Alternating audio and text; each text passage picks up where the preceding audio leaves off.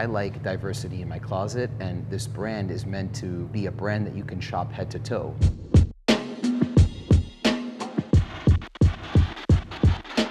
Ronnie, thank you for having us. Can you tell the viewers where we are, what we're doing here?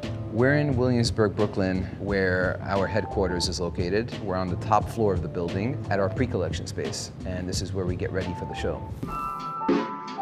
You're prepping for your first show in 6 years. What has inspired you to return to the runway? I started to look at all that we worked on this year for this fall and this winter, and as we started to think about how we're going to roll out the products for the year, it got really concerning to have to roll out these products one at a time like we typically do, but to not show all of it in one space so people can understand the season as a whole rather than seeing it on a weekly basis. With the reopening of the Soho store, I thought that it was a really important moment and a milestone, so I wanted to make sure that we highlighted that and showcase an important collection in front of the space. Okay, cool. Well, let's check out some gear. Sure. All right, so speaking of footwear, it is hotly debated in the office right now whether or not 2025 is the greatest year for footwear. What are your thoughts? I'll tell you why I think 2025 is the greatest year of footwear. And this is for selfish reasons, not what I feel like the market had to offer. I've been working on this project for so many years. I just wanted to be able to wear Wallabies every day. And this is such an important moment for me in my career because I've worked with Adidas and Clarks for so long. It's actually Clark's 200th anniversary. Holy shit. This was a brainchild of mine for like a couple years now. And the idea was to put a Wallaby upper on an Adidas tooling. This is what I meant by 2025. For me, it's the greatest year in footwear because I got to put an incredible tooling on one of my all-time favorite silhouettes. I have to think about how many pairs I'm gonna save for myself because they need to last me forever in case we don't do it again. And then you saw what we did with the black tie. This is our black tie Superstar made in Germany. Very high quality leather. Yes. And then you have a few show-only shoes with the Carrasco. We did it in this colorway specifically for the show. And then something really cool is this F50, which was the Messi's cleat, put on this indoor tooling that I think is really cool. This is called the Predator Sala, so it's taken the Predator and all inspired by cleats. I really like this shoe because Predator has always been iconic to me when you think about football, so we wanted to bring together two of those Salas, one in black and one in a white gum. Our design team worked really closely with the Adidas design team, and it's definitely a collaborative effort in putting together some new designs. The Sala and the Supernova are both new designs that will be featured in Chapter 2, and you have the denim version that I think is really cool too. So you have pony stripes on this like washed denim upper. Nice. After the Superstar, we have this running story, which is one of the biggest moments for fall, and it's basically showcasing 6 decades of running silhouettes from Adidas.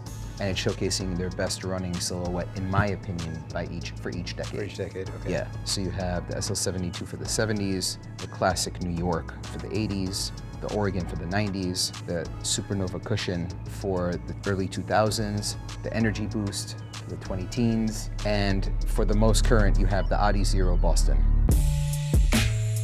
Tell me, what is the process, you decide, I imagine sometime this spring, that you're going to do this runway show. What are the steps that one has to go through to put together something like this? The hardest part of this was actually working with the city to get a permit because we're going to shut down Lafayette. That's a main artery in the city, so that was very difficult. I had to work with the mayor's office to get approval for that. After we were able to achieve that, then comes organizing the event. Fashion shows typically for brands that do wholesale are used as an opportunity to sort of, whet the palate of the buyers. Right. You have an entirely vertically integrated ecosystem. What does success for a show like this look like to you? For me, it's a showcase, an evolution of the product and how much the product has evolved and changed over the years. I'm older now, I'm 43, and the brand has always followed my closet. It's a visual of the work that we put in. I want to place that visual on the highest stage to make not only myself, but make the people of the brand proud. Do you have a single item that is your favorite? I think I'm wearing it right now. It's this Japanese twisted denim. It's actually called a rope denim. It's unlike anything I ever felt before. Typically, when we work on a season, we start with the fabrics. We have like mountains and mountains of fabrics. When I love the fabric, it goes in a pile. And then the next round would be going through the pile. Fabric by fabric, we're picking which bodies we think apply to the fabric that we love. That's the exercise really in the beginning of the season. And then we start mood boarding what the season should feel like and the kind of bodies we want to cover, and then we go to work. What are the types of challenges you put to your design team in putting together these various collections? Every year we work on the comp season. So like this fall versus last fall, as an example, I think the bar is set really high in needing to always be better than the last season. And that's typically how I work. For example, like you take a look at just one of our leather motos, and I would put this up against any moto in the market. You know, and some brands obviously are like known for this type of product, but we've taken our time, and I didn't want to put out a piece like this until it was on the level. When we work on garments like these, it takes a year to get right. And I'm still the fit model for all the product, so I'm fitting for like 4 or 5 hours a week. If something fits incorrectly, we make the changes during those fittings, and you have 2 rounds, you know, before you end up with a 3rd sample, which ends up being, you know, your production sample. Then from there it goes to actual production. When you look at a piece like this, what are the details that you are most proud of, and also that you know were the most technically challenging? It's a tactful exercise, you know, like if you're working on a moto, then you need the right leather for this specific jacket. It can't just be any great leather. It needs to be specifically great for this body. There may be 30 different steps in making the jacket, you know, so the more intricate you get in design, the more panels you add, the more branding you add, you know, it adds a lot of complexity to the production. It becomes a labor of love, you know, it's crazy because you look at 2 different jackets, and if you feel, you should feel the difference in the leathers between the 2. You know, this jacket, it's funny, it's like I put it down the other day, like you can actually sit the jacket down and stand stands, it. you know what I mean? It's like such a stiff leather, but when you break this jacket in, because we did this for the 10-year anniversary, this is 4 years later, some of the people that own this leather, like it broke in beautifully, so like it's really soft now. So we keep that in mind, you know, we think about the longevity of the garment, how it's gonna break in, how long it's gonna last, you know, and making sure that pieces like this are classic.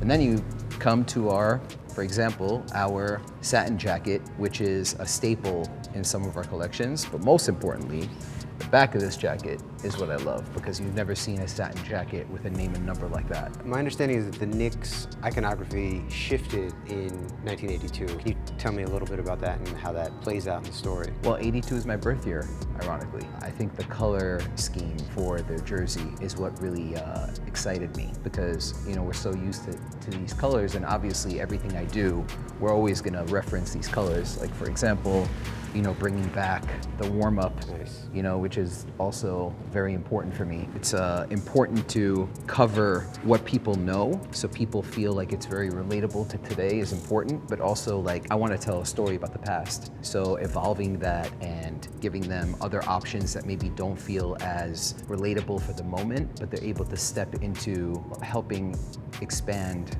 you know, what they're used to. For this upcoming season, you know, we've been able to do some really special things, and obviously Patrick Ewing is one of the most important humans in my lifetime, and Absolutely. we're going to showcase that.